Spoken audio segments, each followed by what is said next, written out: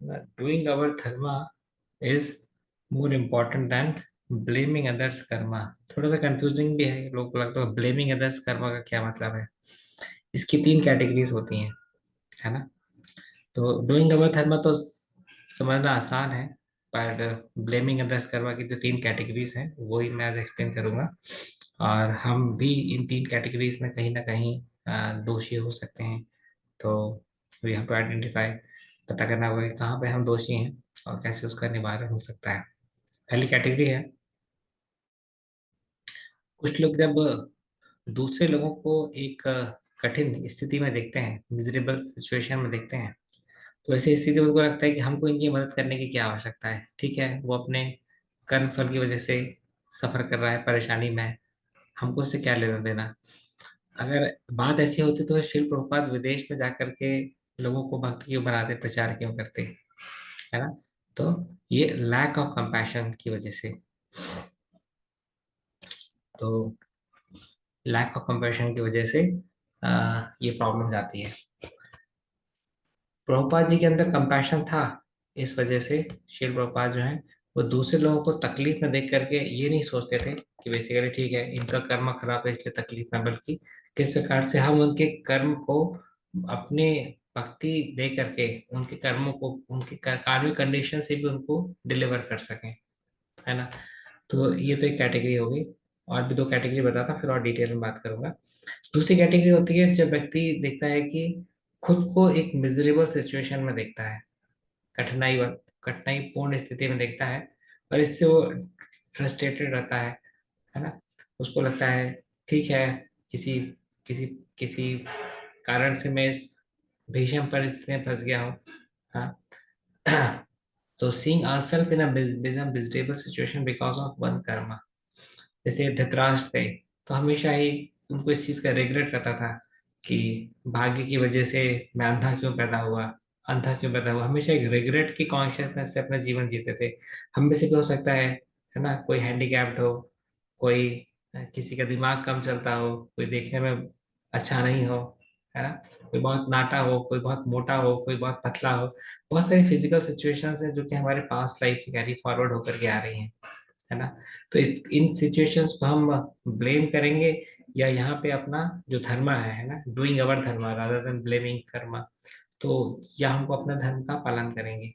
यहाँ पे हम विभीषण के जीवन से, है ना, देख सकते हैं कि विभीषण ने सिचुएशंस को ब्लेम नहीं किया कि हम कहाँ से लंका में फंस गए, कहाँ से कैसे हमको ये रावण जैसा भाई मिला, बल्कि कैसे सिचुएशन से बाहर रह सकते थे, इसके बारे में उन्होंने प्रयत्न किया। तीसरी कैटेगरी होती है handling others responsible for the difficulties in our life. तीसरी कैटेगरी में हम दूसरों को, है ना, जो है दोषी ठहरा देते हैं अगर हमारे जीवन में कोई समस्याएं हैं तो। जैसे फॉर एग्जाम्पल चित्रकेतु की बहुत सारी पत्नियां थी ना, 1 करोड़ वाइफ थी। तो जो कि कृताश्रुति के गर्भ से जो शिशु उत्पन्न हुए थे, उनसे ही चित्रकेतु बहुत स्नेह करते थे। तो कृताधृति को और उसके पुत्र को ये लोग अपने जीवन में सफरिंग का कारण मानते थे, इस कारण से उन्होंने विष दे करके उसको मार दिया, है ना, श्रीमद् भागवत में आता है। तो ये तीसरी कैटेगरी है जहाँ पे पीपल, मतलब people held other responsible for the difficulties in their life. तो ये तीन कैटेगरी है, हम हो सकता है इन तीन में से किसी कैटेगरी में हो, तो फिर हमको सुधारने की आवश्यकता है। डिवोटीज में हम देखते हैं कि हम लोग मानते तो हैं कि हम भगवान के लिए शरणागत हैं, परंतु शरणागति जो वास्तविक डेफिनेशन है, एक्सेप्टिंग फेवरेबल रिजेक्टिंग अनफेवरेबल, वहां पे हम गड़बड़ा जाते हैं, है ना। शरणागति इज नॉट सम इमोशन, है ना, सर्वधर्मानि परित्यज्य मामेकं शरणं व्रज अहं त्वां सर्व पापेभ्यो मोक्षयिष्यामि मा शुचा। भगवान श्री कृष्ण तो अर्जुन को बोल रहा है भगवत गीता में कि तो मेरी शरण में मैं तुम्हारे सारे पापों को ग्रहण करूंगा। पर वो शरणागति क्या है, खाली इमोशन है कि emotionally we are feeling I am surrendered. क्या ठीक है, कई बार भक्त लोग बोलते हैं, हाथ से मैं भगवान कृष्ण का पूर्णतः शरणागत भक्त हूँ, और जाके के फिर दूसरे भक्त से लड़ाई करते हैं। तो इससे क्या है ना कि हम समझ ही नहीं पाए बेसिकली वास्तविक शरणागति क्या है। इसलिए सबसे आसान डेफिनेशन मैं आपको दे रहा हूँ, है ना, वो यही है कि उन एक्सेप्टिंग फेवरेबल रिजेक्टिंग अनफेवरेबल, जो भक्ति के अनुकूल चीजें उनको स्वीकार करना, भक्ति के प्रतिकूल चीजें उनको रिजेक्ट कर देना, छोड़ देना। ये जिस मात्रा में हम कर पा रहे हैं उस मात्रा में हम शरणागत हैं। अदरवाइज तो फिर वो एक इमोशनल इमोशन ही है। See, bhakti is not some temporary emotional satisfaction, emotional settlement, no, it's a very scientific activity. तो हमको इसके साइंस, इसके इसके पीछे के साइंस को समझने की आवश्यकता है ना। तो इंट्रोस्पेक्शन करने की आवश्यकता है कि क्या हम इन तीन कैटेगरी में कहीं तो नहीं फंस जाते हैं, है ना। तो देखिए, जैसे कैटेगरी वन की कुछ एग्जांपल्स मैं दूंगा, है ना। Category one means seeing people in miserable situation but not helping them. जैसे एक हमारे एक भक्त हैं, सीनियर भक्त हैं, लंदन में रहते हैं, है ना। लंदन से यहाँ पे भी आते हैं कभी कभी उज्जैन में, पहले एक एक महीने तक के लिए भी आते थे। तो उनको क्या है कि मिर्गी का दौरा पड़ता था, है ना। श्रीनिवास वो है, तो उनको मिर्गी का दौरा पड़ता था। तो हमारे जैसे एक गार्ड था, अब तो खैर नहीं, पुराना गार्ड था।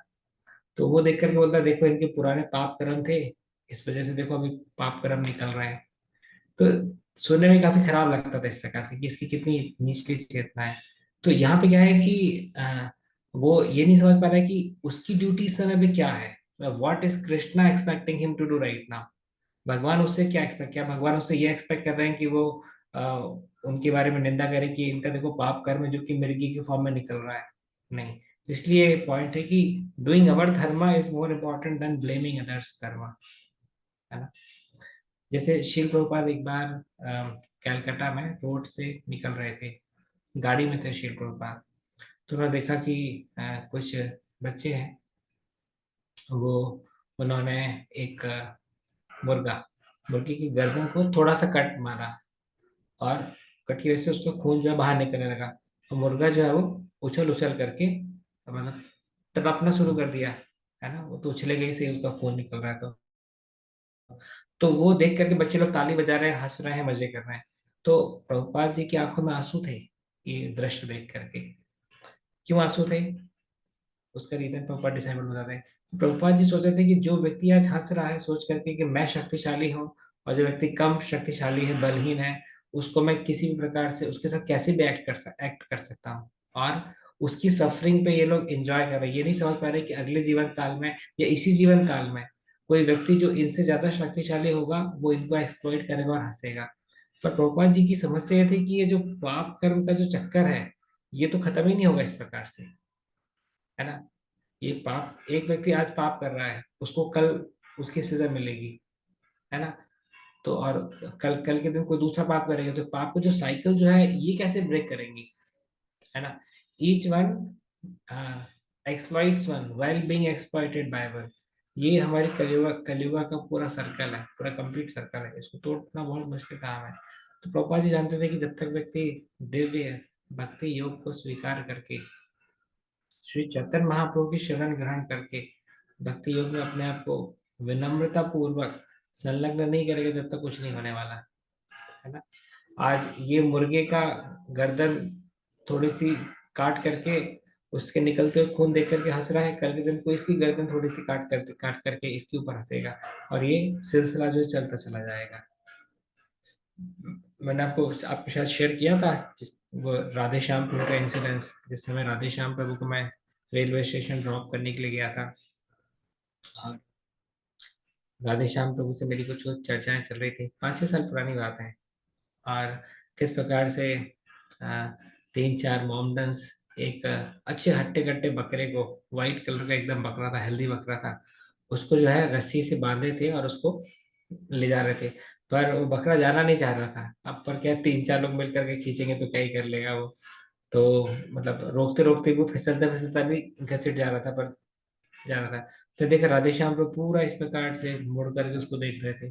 तो हमको लगा अरे ऐसा इसमें क्या, ये तो एक कॉमन से दर्शक कोई बहुत बड़ी बात नहीं है, इसमें हजारों लाखों बकरे कटते हैं भाई, तो इसमें राधे श्याम प्रभु इस प्रकार से क्यों गंभीरता पूर्वक इसको देख रहे हैं कि पूरा बकरा जो है इस प्रकार से जा रहा है। पर प्रभु ने उसके बाद फिर बोला कि देखो, अभी मैं इसकी मदद करना चाहता हूँ, इस बकरे की मदद करना चाहता हूँ, पर मैं इसकी चाह करके भी मदद नहीं कर सकता, है ना। क्योंकि मेरे बोलने पे ये लोग थोड़े बकरा छोड़ देंगे, है ना। और अगर मैं इस बकरी की कीमत दे भी दूं तो ये तो कोई दूसरा बकरा खरीद करके ले आएंगे मार्केट से, उसमें क्या है ना।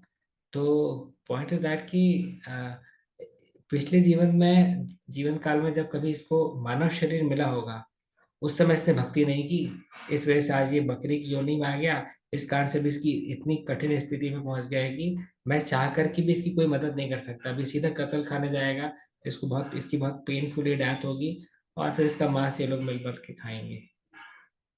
पर उसके आगे की लाइन ज्यादा इंपॉर्टेंट है जो राधे श्याम प्रभु ने बोली, वो क्या थी कि मैं चाहता हूँ कि इतने सारे नव युवक, इतने सारे नव युवतियां जो कि, है ना, इतने ज्यादा इलिसिट सेक्सुअल रिलेशनशिप में फंसे हुए हैं, ये लोग जो मीट ईटिंग कर रहे हैं, ये लोग जो शराब पी रहे हैं, और जो ये सब अनैतिक कार्य करने के बाद में जो अगले जीवन काल में बकरा बकरी बनने वाले हैं, उनकी मैं बहुत रक्षा कर सकता हूँ। तो उसी के लिए मैं दिन रात पुस्तक लिखता हूँ, पुस्तक पढ़ता हूँ, प्रीचिंग करता हूँ, है ना, essential Bhagavad Gita syllabus design करता हूँ, भगवत गीता नट शेल कोर्स डिजाइन करता हूँ, ईमेल माला सीरीज बनाता हूँ, और कितना कुछ करता हूँ। उनकी वेबसाइट में तो कितने सारे कोर्सेज हैं। तो मैं इसलिए इतनी मेहनत करता हूँ ताकि बहुत सारे हजारों हजारों नवयुवक नवयुवतियों को मैं, जो कि समझ सकते हैं कि क्या सत्य है क्या असत्य है ना, उनको मैं ज्ञान दूं, उनको समझाऊं, ताकि वो लोग पापमय जीवन से बाहर निकल करके एकदम ब्लिसफुल कृष्णा कॉन्शियसनेस वाली लाइफ को एक्सेप्ट करें, और अगले जीवन में किसी किसी के साथ ऐसी दुर्घटना ना हो, है ना। क्योंकि ultimately sin is the reason for suffering. जिस व्यक्ति ने सिन और सफरिंग के बीच की कनेक्टिविटी देख ली, वो व्यक्ति ज्ञान में स्थित है। जो व्यक्ति ये नहीं देख पा रहा, वो खाली एक स्त्री के बाह्य सुंदरता से आकर्षित हो जाता है, या किसी की पैसे पैसे की चमक धमक से अट्रैक्ट हो जाता है ना, या किसी के फेम से अट्रैक्ट हो जाता है, वो व्यक्ति इल्यूजन में है उस लेवल पे, है ना। The person who is really able to see the connection between sin and suffering, the connection between devotional services और जो स्पिरिचुअल क्रेडिट जो व्यक्ति अर्न करता है, या डिवोशनल सर्विसेज करने से किस मात्रा में हमारा लाभ हो रहा है, how a person is beneficiary, ये व्यक्ति ज्ञान में स्थित है ना। पूरी दुनिया ही जो है वो फेक मनी के पीछे पागल है ना। हम लोग जैसे बचपन में व्यापार खेलते थे तो खूब खुश हो जाते थे, अरे उसमें 10-10 हजार के नोट रहते थे है ना। तो सोचते अरे हमारे पास 1,50,000 रुपए हो गए हैं, ये और वो। बस फिर उसके बाद फिर आधा घंटे में वाइंड अप कर देते थे, फिर जीरो पे जाते थे। तो असली में भी तो ये होता है, एक व्यक्ति सोचता है अभी मेरे पास 50-50 करोड़ की संपत्ति हो गई, 1 करोड़ की संपत्ति हो गई, दिल्ली में एक बंगला है, मुंबई में एक बंगला है, और वृंदावन में भी एक बंगला है हमारा, जहाँ चाहे वहां जाकर रहेंगे, हमारा जीवन बहुत ही शांतिमय है। ना जी ना, जितना आपका खतरनाक कर्मा का बैलेंस है वो पूरा जब निकलेगा तो हालत खराब करेगा, है ना। सो दैट वे हमको रियलिस्टिक लिविंग में करना चाहिए। We have to have a realistic living, not fake living. तो देखिए है ना, beauty is cheap but character is costly. इस प्रकार से वॉच घड़ी जो है सस्ती है पर समय कीमती है। Watch is cheap but time is costly. इसी प्रकार से food is cheap but health is costly, है ना। सुंदरता सस्ती है परंतु जो हमारा कैरेक्टर है वो बहुत महंगा है। इसी प्रकार से घड़ी सस्ती है पर समय महंगा है, खाना सस्ता है परंतु स्वास्थ्य बड़ा महंगा है ना। तो मैं पहले बता चुका हूँ, मैं वेल्थी की डेफिनेशन है ऐसी कितनी सारी चीजें हमारे पास है जो कि हम पैसे से नहीं खरीद सकते और हमारे पास में है ना। जैसे लव, आप प्रेम को पैसे से नहीं खरीद सकते, रियल लव को, जिसमें कमिटमेंट छुपा हुआ है, डेडिकेशन छुपा हुआ है, सेल्फलेसनेस छुपी हुई है, ऐसे प्रेम को आप नहीं खरीद सकते, है। आप so that way we have to understand how rich we are is to the degree we have things or commodities which one cannot buy medium money. Health व्यक्ति पैसा दे करके हेल्थ को नहीं खरीद सकता। तो हमारे जितने भी डीप रूटेड, है ना, गहरा जो अट्रैक्शन है करप्शन के लिए, उसको हमको मिटाने की आवश्यकता है। जो भी हमारे अंदर डिसीटफुल टेंडेंसीज हैं, डिसीटफुल टेंडेंसीज मतलब धोखा देने की जो भी हमारे अंदर प्रवृत्तियां हैं, है ना, उनको हमको निकाल फेंकने की आवश्यकता है। आलस हमारे जीवन में कूट कूट के भरा है, फॉरगेटफुलनेस भूल जाने की आदत कूट कूट के भरी है, इसको हमको निकालने की आवश्यकता है ना। इंद्र तृप्ति का खेल, है ना, क्या बोलते हैं इसके लिए, the game we never win but the game we cannot stop to play. एक ऐसा खेल जो हम कभी जीतते नहीं और कभी खेलना भी नहीं छोड़ते, वो खेल है इंद्रिय तृप्ति का खेल। And what is the game of devotional services, the game we always win but the game we do not want to play. एक ऐसा खेल जो हम हमेशा जीतेंगे ही जीतेंगे, है ना। सुदामा इस खेल में जीते थे, विभीषण इस खेल में जीते, कोलाविच श्रीधर इस खेल में जीते, रूप गोस्वामी, सनातन गोस्वामी, प्रहलाद महाराज, ध्रुव महाराज, नारद, है ना, नारद मुनि, बहुत सारे लोग जीते इस खेल में। इस खेल में जीत तय है, परंतु हम उतना खेलना नहीं चाहते क्योंकि हमको मटेरियल लाइफ कलर टीवी की जगह जैसी लगती है, और इस पे चल रहा है ब्लैक एंड व्हाइट। तो इसकी वजह से गड़बड़ हो जाती है। तो दैट वे ये डेफिनेशन मुझे बहुत अच्छी लगी। The game we never win, the game we can not stop to play, that is game of sense gratification. So in that way, पहले टीवी पे आता था दिखावे पे मत जाओ, अपनी अकल लगाओ। किसी प्रकार से भौतिक जगत में भी रहते हुए हमको दिखावे पे नहीं जाना है, बल्कि अपनी अपनी स्वयं की अकल लगाने की बहुत आवश्यकता है ना। तो ये तो कैटेगरी अच्छी समझ गए हमने। किसी को मिजरेबल सिचुएशन में देखें तो ऐसा नहीं, हमको नहीं सोचना कि ठीक है ये तो उसके कर्मों की वजह से है, अभी हम क्या कर सकते हैं। आप कुछ प्रैक्टिकली नहीं भी कर सकते, पर उसके बाद भी हमारे मन में सहानुभूति होनी चाहिए, है ना। एक बार मैंने राधेश्याम प्रभु से पूछा था कि प्रभु जी कोई भिखारी वगैरह आता तो आप क्या करते हो, क्योंकि पैसा तो हम देते नहीं है इस्कॉन में, क्योंकि पैसे को दुरुपयोग करेगा हमको कर्मा लगेगा।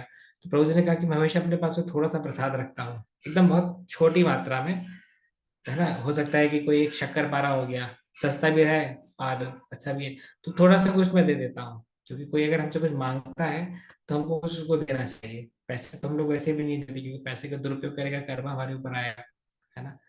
और अ, और थोड़ी मात्रा में खाने का देते, कुछ ज्यादा कुछ खाने का दे दिया, पता चला वो, है ना, आजकल ये भिखारियों की भी रैकेट्स चलते हैं, वो खा करके पता चला कि बोलेगा हमको इनके क्या मालूम क्या गड़बड़ खिला दिया, अभी हमको उल्टी हो रही है, ये हो रहा है, वो हो रहा है, और पैसे ऐंठना शुरू कर देंगे।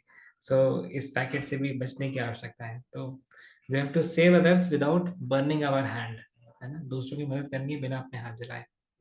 तो हमारे अंदर एक, एज अ वैष्णव, हमारे अंदर एक कंपैशन होना चाहिए जब भी हम दूसरों को कठिन तकलीफ में स्थिति में देखते हैं। तो ऐसा नहीं कि कोई दूसरे डिवोटी को जब हम मिजरेबल सिचुएशन में देखें तभी हमारे अंदर कंपैशन होना चाहिए, नहीं।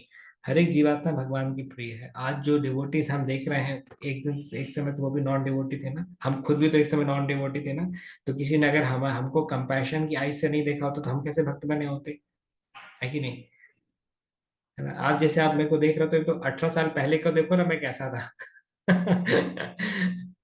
अभी आपको हेड शेप दिख रहा हूँ, तो पहले थोड़ी, पहले तो सब पूरे अलग अलग हेयर स्टाइल चलती थी, अलग अलग प्रकार से चीजें चलती थी। तो सो दैट वे हम सभी अलग अलग नॉन डिवोशनल बैकग्राउंड से थे। हो सकता है आप में से कोई दो चार भक्त हों ऐसे जो बचपन से ही भक्त रहे हो। परंतु ज्यादातर लोग तो, है ना, सौ चूहे खा के हज को निकले। कुछ लोग वही सोच रहे होंगे मुझे 100 के, हम तो 1000 चूहे खा के हज को निकले। so that way it's very important that we remain humble, हम विनम्र रहें। जो कैटेगरी टू थी, जिसमें seeing ourselves in miserable situation and blaming, ये तो बहुत लोगों के साथ होता है, मैंने देखा, भक्तों के साथ भी मैंने देखा है, क्योंकि ये लोग अपने आप को they see through the glass of shortcoming, है ना। किसके रेफरेंस में हम देख रहे हैं बहुत इंपॉर्टेंट है ना। हमारे पास में देखिए हो सकता है कि बहुत सारी अच्छी अच्छी क्वालिटीज हो, but we may not be like focusing on these qualities, correct. We may just be thinking और फोकसिंग अराउंड क्या चीज नहीं है हमारे पास में, है ना। जैसे धृतराष्ट्र के पास में बहुत कुछ था करने के लिए। अगर प्रभुपाद जी आर्टिकल में लिखते हैं बैक टू गॉडहेड में, धृतराष्ट्र मन से तो अंधे थे, सॉरी, आंखों से तो अंधे थे ही सही, फिजिकली तो अंधे थे ही सही, but spiritually also he was blind. There was the main problem. The main problem was not because of his physical blindness, but the main problem was because of his mental blindness और spiritual blindness. Prabhupada ji सीधे clearly लिखते हैं books में। तो कोई व्यक्ति physically blind हो सकता है, परंतु if he is spiritually awakened, enlightened, the world will respect him, the world will worship him, है ना। सूरदास तो अंधे थे ना, सूरदास, पर देखिए कितने मतलब मतलब बिना फिजिकल आई से ही बता देते भगवान ने कौन से कलर के कपड़े पहने। तो, है ना, एक बार की घटना भी है, तो लोगों ने कहा कि सूरज जरूर से तुक्का लगाते होंगे, तुक्का इनका सही हो जाता होगा। तो एक बार बोला कि ठीक है आज हम इनको बिना ही भगवान के बिना कपड़े नहीं इनके दर्शन कराएंगे, फिर देखते हैं क्या बोलते हैं। तो उन्होंने बोल दिया कि भगवान जी आपकी कैसी लीला, कपड़े तक नहीं पहने और हमारे सामने दर्शन करा दिए। So that was the past time of Surdas. तो फिजिकली व्यक्ति केपेबल नहीं भी हो, बट अगर स्पिरिचुअली अवेकन्ड है, पूरी दुनिया उसको मानेगी। एग्जाम्पल है जयप्रताप स्वामी महाराज, फिजिकली है ना कैपेबिलिटीज कम है, पर स्पिरिचुअली अवेकन्ड है महाराज, तो इस कारण से देखिए, है ना, the world is saluting him, the world is following him. तो एक्चुअली हमारी मेंटल सेटिंग्स का डिस्टर्बेंस ज्यादा बड़ी गड़बड़ है एज कम्पेयर टू हमारी फिजिकल सेटिंग्स में गड़बड़ी। हम लोग फिजिकल को ज्यादा एम्फेसिस, ज्यादा प्रायोरिटी दे सकते हैं, परंतु मेंटल इज मोर इम्पोर्टेंट, है ना। और विभीषण का एग्जाम्पल तो बहुत ही अच्छा। विभीषण ने कभी भी अपनी सिचुएशन, मिजरेबल सिचुएशन को ब्लेम नहीं किया, बल्कि उन क्या उस सिचुएशन में बेस्ट से बेस्ट कर सकते थे इसके बारे में उन्होंने दिमाग लगाया। तो कलयुग इज हॉरिबल एज एक्चुअली, है ना। You can trust people. आप लोगों पर विश्वास करते हो, वो आपका विश्वास तोड़ देते हैं। You can trust people. बहुत सारे लोग तो इस कारण से मैरिज तक नहीं करना चाहते, है ना। कुछ लोग बोलते हैं marriage means voluntary invitation to infinite suffering. So in that way, the situation is not very cool and calm and cool, है ना। So many people, मतलब कितने सारे लोगों के डाइवोर्स हो चुके हैं, जिनके डाइवोर्स नहीं हुए तो डाइवोर्स की वर्ड्स पे हैं, डाइवोर्स की वर्ड्स पे नहीं भी हैं तो भी हैप्पी नहीं है अपने लाइफ पार्टनर से किसी ना किसी माध्यम से। ठीक है, आप झेल रहे हैं, खींच रहे हैं, खींच तान करके गाड़ी चल रही है। बहुत सारी सिचुएशंस हैं इस प्रकार से। तो एक Kaliyuga is not a very very best of the ages to have a happy materialistic living, है ना। अगर भौतिक रूप से अगर आपको सुख रहना तो सत्युग में जाकर जाइए, वहां पे सब सही सही से आपको सेटिंग्स मिलेंगी। कलयुग का तो मतलब यहाँ से एक कमरे से पिट करके जाते हैं कि चलो दूसरे कमरे में आराम करेंगे, वहां अलग पिटाई हो जाती है। फिर वहां से उठ करके जाते हैं, चलो भाई तीसरे कमरे में जाकर के आसानी से सोएंगे, वहां फिर धुलाई हो जाती है। तो ये तो कलयुग की स्थिति है ना। व्यक्ति सोचता है कि बस मेरा अच्छा कॉलेज मिल जाए तो मेरा जीवन सुखी हो जाएगा। अच्छे कॉलेज मिलने के बाद देखता है फर्स्ट ईयर तो रैगिंग में निकल जाता है, पिटाई होती है अच्छी। फिर सोचते बस एक बार सेकंड ईयर में आ जाए, फिर थर्ड ईयर में कैंपस के सिलेक्शन, कैंपस हो गया तो कंपनी अच्छी नहीं मिली, कंपनी अच्छी मिली बॉस अच्छा नहीं मिला, बॉस अच्छा मिला, कंपनी अच्छी मिली, पता चला लोकेशन आपको पसंद नहीं आ रही, सब कुछ हो गया, पता चला लड़की नहीं मिल रही शादी करने के लिए सही से। तो इतने सारे लूप होल्स के बीच में व्यक्ति जो है सुख की कामना करता है कि क्या ही बताए, है ना। जिसकी नौकरी नहीं लगी उसको लगता है बस मेरी नौकरी लग जाए तो मतलब ऐसे स्वर्ग लोक का आनंद मिल जाएगा मुझे। ना जी ना, बहुत लोगों की नौकरी लगी है ना। ऐसा कुछ नहीं है। तो माया देवी किस प्रकार से हमारे साथ गेम प्ले करती है ना, वो हमेशा हैंकरिंग में हमको फंसा देती है। उसको लगता है कि बस हमको बस ये मिल जाए तो हम सुख हो जाएंगे। That is maya, that is maya. अच्छा, वो मिल जाता तो फिर व्यक्ति भूल जाता है कि हमारी एक्सपेक्टेशन इससे कितनी ज्यादा थी, फिर वो दूसरी चीज के पीछे भागना शुरू हो जाता है। तो हमेशा भागते रहना या लिविंग एटीट्यूड भगाते रहना, ये माया देवी का बिजनेस है। And she is perfect in her business, she is perfect in her business. तो Maya will always create some or other situation in our life to remain entangled us। Hindi में बोले तो माया देवी हमेशा कुछ ना कुछ ऐसा जादू करके रखेंगे हमारे जीवन में कि हमेशा हमको कोई ना कोई स्ट्रॉन्ग रीजन देकर के रखेंगे क्यों हमको कृष्ण भक्ति नहीं करनी चाहिए। लॉजिकली हम प्रूव कर सकते हैं लोगों को कि ये 10 रीजन हैं जी हमारे पास में कि अभी हमें भक्ति नहीं करनी चाहिए, है ना। आज भी आपके पास रहेंगे करोड़ स्ट्रॉन्गर रीजंस मिल जाएंगे आपको। पर विभीषण ने सारे कॉन्ट्रडिक्शंस को फोड़ करके प्रभु रामचंद्र जी की शरण ग्रहण की। विदुर ने सारे कॉन्ट्रडिक्शंस को फोड़ करके, है ना, वो सीधे भगवान कृष्ण की शरण ग्रहण की।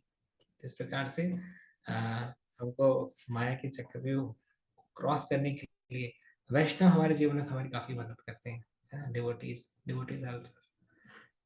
श्री श्री राधा स्वामी महाराज बताते हैं कि Vaishnavas helps us to understand the tricks of maya. Prahlad Maharaj का भी केस स्टडी है। सारे हिरण्यकशिपु के बनाए बनाए हुए सारे चक्रव्यूह को फोड़ते हुए उन्होंने नरसिंह देव की शरण ग्रहण की। To count the blessings of Krishna in our life rather than counting the miserable situations, क्या क्या difficult situations हमारे जीवन में है। Don't blame karma of others, don't blame karma of yourself, है ना। कि हमारे कैसे फूटे कर्म थे कि इनके साथ हमारा विवाह हुआ। हमारे कैसे फूटे कर्म थे कि इस मंदिर में है हम जहाँ के प्रेसिडेंट ऐसे हैं। Don't blame, be solution oriented, है ना। तो don't held others responsible for the difficulties in our life. अभी देखिए जैसे कुछ लोगों की दीक्षा के लिए अप्लाई करते हैं जो चूंकि क्वालिफाइड नहीं रहते, इस कारण से दीक्षा कमेटी उनको बोल देती है रोकने के लिए। तो किसको दोषी मानते हैं, बोले गुरु तो हमारे बहुत अच्छे हैं, गुरु हमारे बहुत अच्छे व्यक्ति हैं, ये टेम्पल मैनेजमेंट जो है बस ये आड़े नहीं आते तो हमारी दीक्षा तो कब की हो ही होती। यानी दुष्ट लोग तो यही था बस। तो ऐसा नहीं है जी, ऐसा नहीं है। तो दैट वे जहाँ पे लोगों को रोका जाता है वहां पे उनका असली स्वभाव जो है वो बाहर निकल करके आता है। तो एक भक्त थे, वो शिष्य भक्ति चारू स्वामी महाराज से अप्लाई किए थे इनिशिएशन 2019 में। हमने कहा था नहीं अभी आप क्वालिफाइड नहीं हो, आप रुको एक साल। अब 2020 में गुरुवार भगवत धाम चले गए जुलाई में। अब इसके बाद फिर, है ना, ये इनका फोन आता है कि प्रोज जी अब बताइए अब हमारी दीक्षा आप कैसे करवाएंगे, बताइए आप, आपकी वजह से, केवल आप ही की वजह से हमको जो है गुरु की कृपा नहीं मिल पाई। हमने कहा गुरु जी ने ही तो प्रोटोकॉल और प्रोटोकॉल सेट किया था कि ये जो जो जो इस प्रोटोकॉल को फॉलो करो उसको उसी को इनिशिएशन दिलवाना, बाकियों को मत दिलवाना। उससे हम आपको दीक्षा दिलवा भी लेते तो गुरु अवज्ञा हो जाती ना हमारी। ये भी तो एक समस्या है ना। तो in that way, see, this is also trick of maya, कि माया देवी बताती कि आप बहुत अच्छे व्यक्ति हो, आप तो बहुत ही अच्छे व्यक्ति हो, आपके जीवन में जो समस्या है ये इन दुष्टों की वजह से। That is also again the trick of maya. You have to understand it, you have to understand the tricks of maya. तो इसलिए कंबाइंड मैनेजमेंट की बात करते हैं कि एक व्यक्ति तो गलत हो ही सकता है, जैसे मैं अकेला हूं तो मैं तो गलत हो ही सकता हूँ, पर पूरी इनिशिएशन कमेटी गलत नहीं हो सकती क्योंकि उसमें ऑलरेडी 4 लोग हैं ना। तो वो 4 लोगों का इंटेलिजेंस वर्सेस हमारा इंटेलिजेंस या हमारा माइंड में हमारा mental proposal. So in that way, we should have the formulas to evaluate what is Maya's trick, है ना, and what is reality. देखिए कुछ पॉजिटिव एग्जांपल्स भी देना चाहूंगा, तो मैंने कुछ कुछ बात बताई जो डिफिकल्टीज वाले एग्जांपल, कि how like the people of higher consciousness, जो लोग ऊंची चेतना में स्थित हैं, वो लोग सिचुएशन से कैसे बाहर निकल करके आते हैं। देखिए जैसे चाणक्य पंडित एग्जांपल आप देखिए, चाणक्य पंडित को भी काफी बेइज्जत किया गया था धनानंद धनानंद के द्वारा, परंतु चाणक्य पंडित ने चंदू नाम के लड़के को चंद्रगुप्त मौर्य बना करके पूरे अखंड भारत साम्राज्य को स्थापित किया। समाधान युक्त चेतना, solution oriented consciousness. B R Ambedkar, है ना, निचली जाति से थे, कितनी मुश्किल हुई उनको पढ़ाई करने में। उनकी पढ़ाई करने की इतनी इच्छा थी कि स्कूल जाते थे परंतु वो क्लास के बाहर खड़ा कर देते टीचर, तो पूरी पूरी सारे स्टूडेंट जो है वो क्लास में बैठ करके पढ़ते थे और ये क्लास के बाहर खड़े होकर के, अंदर नहीं घुसने दिया था। बड़ी मुश्किल से, है ना, टिफिन में जहाँ पे इन बोलते थे इनकी छाया भी नहीं पड़नी चाहिए, तो इनकी छाया भी लोगों के टिफिन में ना पड़े, ऐसे कुछ मतलब इस प्रकार से इनको जो है बहिष्कृत किया जाता था। तो डिफिकल्ट सर्कमस्टांसेस थे, परंतु पॉजिटिव कॉन्शियसनेस की वजह से वो उन सारे डिफिकल्टीज को ओवरकम कर पाए। हमको केस स्टडीज पढ़नी चाहिए एक्चुअली, इससे क्या हमारा आत्मबल बढ़ता है, हमारा आत्मचिंतन बढ़ता है, कि हमको तो भगवान ने बहुत ही अच्छी सिचुएशन में रखा है। एपीजे अब्दुल कलाम ने जिस समय सबसे पहली बार रॉकेट की लॉन्चिंग की थी, तो पहली बार में असफल था, तो असफलता का ब्लेम उन्होंने दूसरों को नहीं दिया कि हमारे सारे जूनियर जो हैं ये सब, है ना, बेकार हैं, इनकी वजह से मिशन फेल हुआ। जब ब्लेम आया तो उन्होंने स्वयं को इन्वॉल्व किया, कहा नहीं नहीं मेरी गलती थी, हमारा मिशन सक्सेसफुल नहीं हुआ, I accept the mistake and we will do it better. जब अगली बार जब मिशन सक्सेसफुल रहा, रॉकेट प्रॉपरली लॉन्च हो गया, तो उस समय क्रेडिट लेने के लिए अपने जूनियर्स को आगे भेज दिया, है ना। That is right leadership. ऐसा नहीं कि उस समय बोलते हाँ हाँ हम ही तो हैं, हमारी वजह से ही तो सब कुछ हुआ है। ना ना, तो दैट इज राइट लीडरशिप। तो हमको भौतिक जगत में भी ऐसे अच्छे एग्जाम्पल्स मिले। प्रभुपाद जी, है ना, अपने क्रेडिट जो है अपने डिसाइपल्स को देते थे कि ये लोग तो बहुत मेहनत करते हैं, मैं तो बूढ़ा व्यक्ति हूँ, ज्यादा ट्रैवल नहीं कर सकता, है ना, और ये लोग जो है सब जगह घूम घूम करके मेरी बुक्स को डिस्ट्रीब्यूट करके प्रचार कर रहे हैं, है ना? तो ऐसा है। देखिए रॉन्ग डेफिनेशन ऑफ कर्मा जो है वो कंस ने वसुदेव और देवकी को दी थी, जिस समय कंस को जो है ना, देवी जी का दर्शन हो गया था। 6 पुत्र तो कंस ने मार दिए थे वसुदेव देवकी के, 7वां पुत्र बलराम तो रोहिणी के गर्भ में ट्रांसफर हो गए थे देवकी के गर्भ से। जो उसके बाद में जो जो देवी जी जो उन्होंने जब अपना अष्टभुजा वाला रूप दिखाया था, तो फिर कंस जो है वो ही came back to his senses. तो उस समय कंस समझ गए थे भैया कहाँ कैसे अभी गड़बड़ी चल रही है। तो उसके बाद भी कंस जो है वो वसुदेव और देवकी को क्या समझाते हैं, बताते हैं कि देखो ये जो भी कुछ मैंने किया, ये सब जो है यो तो आप लोग के भाग्य में लिखा था इस प्रकार से, है ना। ये सेक्शन आपको मिलेगा कि कंस बताते हैं वसुदेव ये को, जो मैं तो खाली कारण बना, मैं तो खाली कारण बना आपके 6 पुत्रों को मृत्यु के घाट उतारने का। असली में तो आपके ही कर्म था और उन बच्चों के ही कर्म था उस वजह से। तो this is the like a wrong, completely wrong explanation of Karma, है ना, wrong definition Karma. when we are the cause of other suffering, we should humbly accept it, we should humbly accept it. We can't think that they were meant to suffer, या उनके जीवन में तो suffering आनी थी और हम तो मात्र माध्यम बने। ये इसको उल्टा सोचने के लिए जरूर स्क्रिप्चर्स हमको प्रेरित करते हैं, मोटिवेट करते हैं, बट ये अपने आप में एक रॉन्ग डेफिनेशन है। हम्म। तो और रॉन्ग डेफिनेशन थी, जैसे धृतराष्ट्र जो है वो भीम को जो है गुनहगार मान रहे थे उनके बच्चों की मृत्यु का। इस कारण से भीम को जो है उन्होंने मारने की चेष्टा की। जिस समय पंच पांडव युद्ध जीतने के बाद में, है ना, धृतराष्ट्र से मिलने के लिए आए थे। That was again the wrong definition और कैलकुलेशंस, रॉन्ग कैलकुलेशंस। सो स्क्रिप्चर से हम पढ़ते हैं तो हमको राइट और रॉन्ग कैलकुलेशन समझ में आते हैं। भगवत गीता में हमको कंसेप्ट मिलते हैं, है ना, रामायण में, महाभारत में, श्रीमद् भागवतम में, चैतन्य चरितमृत को केस स्टडीज मिलती है, जिससे कंसेप्ट हमारा काफी हद तक क्लियर हो जाता है। Correct. And what is right definition of Karma, जैसे प्रभुपाद जी थे कि ठीक है, पास्ट लाइफ या पास्ट एक्टिविटीज की वजह से जिस भी स्थिति में है पीस, अभी कैसे हम इनको कृष्ण भावनामृत बना सकते हैं, है ना। चैतन्य महाप्रभु, है ना, किस प्रकार से उन्होंने अमोक को डिलीवर किया था, सर्वभौम भट्टाचार्य के सन इन लॉ। अमोक उनको वैष्णव ऑफेंस की वजह से उनको कॉलेरा हो गया था, मरने की स्थिति में आ गए थे, तब भी उन्होंने अमोक को कृपा दिखाई, अमोक को ब्लेम नहीं किया बल्कि सुधारने का प्रयास किया। जगाई मगाई तो बहुत ही आपके बड़े एग्जाम्पल्स हैं, किस प्रकार से चैतन्य महाप्रभु ने इनको भी डिलीवर किया। हालांकि नित्यानंद प्रभु वाज द मेन पर्सन। तो ये पॉजिटिव एग्जाम्पल्स हैं, है ना।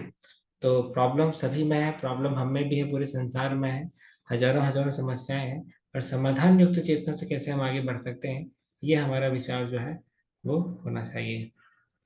एक अच्छी सेइंग है, भगवान की अदालत में वकालत नहीं होती, और अगर सजा मिल जाए तो जमानत नहीं होती। तो इसलिए हमको भगवान की अदालत से, है ना, डरना चाहिए, या basically we should fear entangling into sinful activities और हार्मफुल एक्टिविटीज। तो इस माध्यम से we will be able to achieve that which we have never achieved before in any of the past lifetimes. एक जीवन काल में हम वो दिव्य भक्ति रत्न, अनमोल रत्न प्राप्त कर सकते जो कि हमने कभी भी किसी भी जीवन काल में हमने प्राप्त नहीं किया होगा। बाकी सारी चीजें तो हमने कभी ना कभी की है, सही, है ना, पर एक ही चीज नहीं की है, वो क्या है, वो हमने शुद्ध भक्ति कभी नहीं की है। किसी जीवन काल में हम राजा भी बने हैं, रंग भी बने, सब कुछ किया है हमने, पर एक ही चीज खाली नहीं की, that is pure devotion. Thank you very much. Hare Krishna. किसी का कोई प्रश्न हो, कोई जिज्ञासा हो, क्लास से जुड़ा हो कोई सवाल हो, जो कि आप कम शब्दों में पूछ सकते हो, तो जरूर पूछ लीजिए। एक बार लोग सवाल ही 5-7 मिनट का पूछते थे तो समझ नहीं आता कि उत्तर कितना लंबा दूं।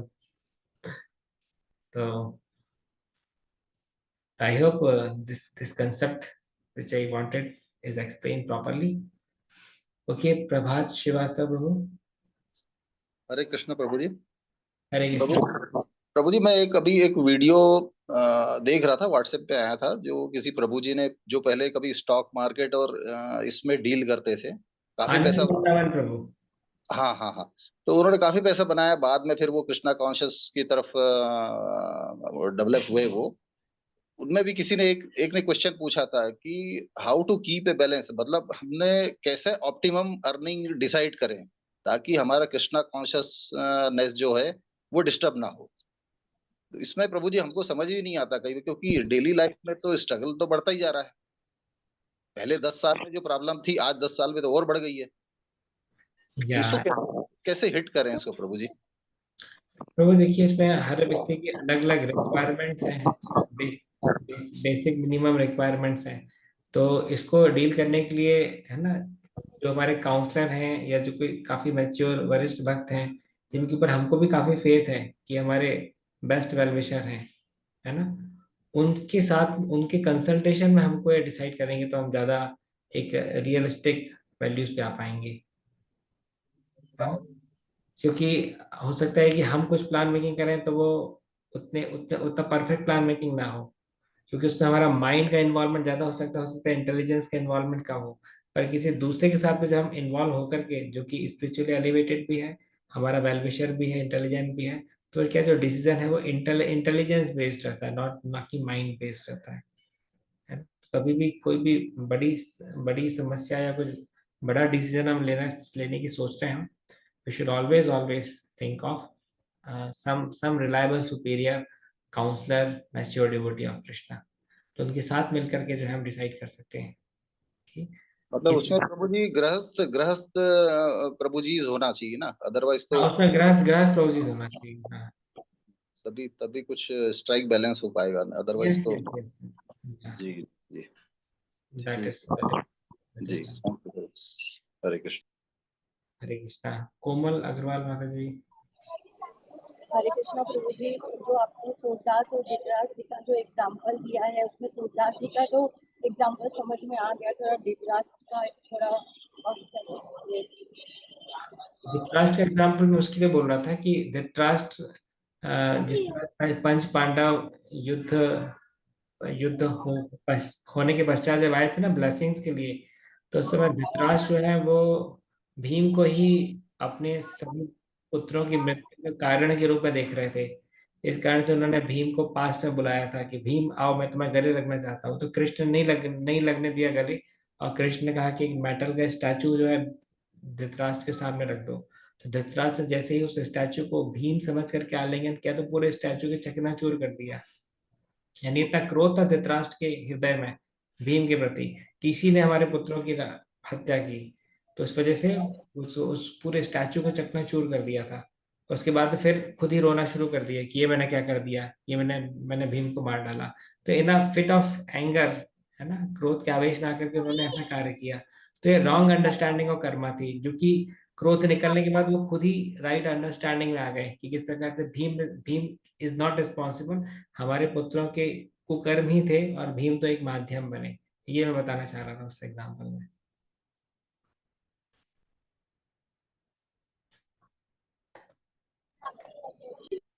ठीक है। ओके। तो और अगर कोई प्रश्न नहीं है तो हम यहीं पे। अच्छा, चारू राधिका माता जी ने हैंड रेस किया। ओके, बताएं। हरे कृष्णा प्रभु जी। जैसे अभी इसमें हुआ था कि जो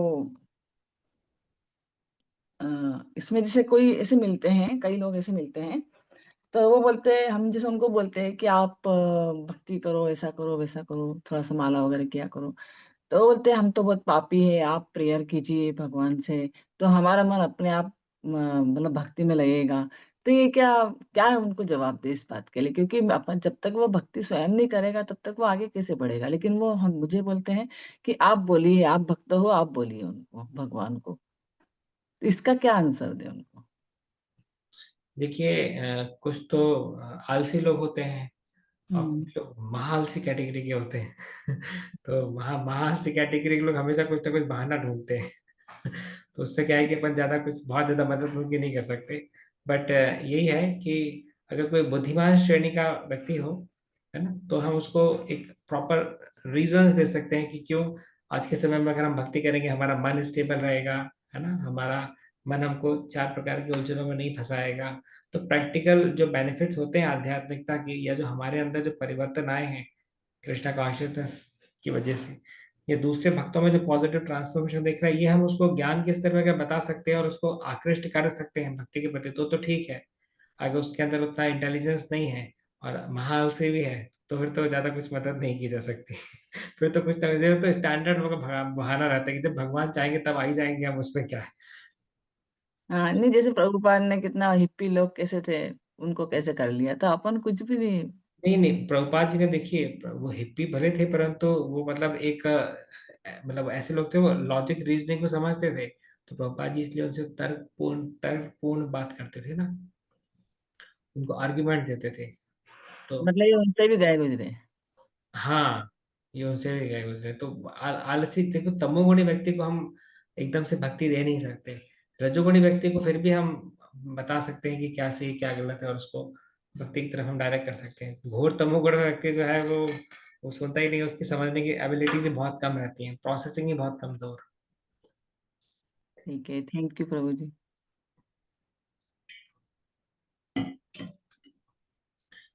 थैंक यू। तो मैं जबलपुर आऊंगा 1, 2, 3, कोई अगर आप वैसे जबलपुर के हों तो हम उस समय मिल सकते हैं। तो 31 1 2 3। Thank you. हरे कृष्णा। जगदगुरु श्री प्रभुपाद की, अनंत कोटि वैष्णव वृंद की, गाढ़ प्रेमानंदे। हरि हरि बोल। हरि हरि बोल। हरि हरि बोल।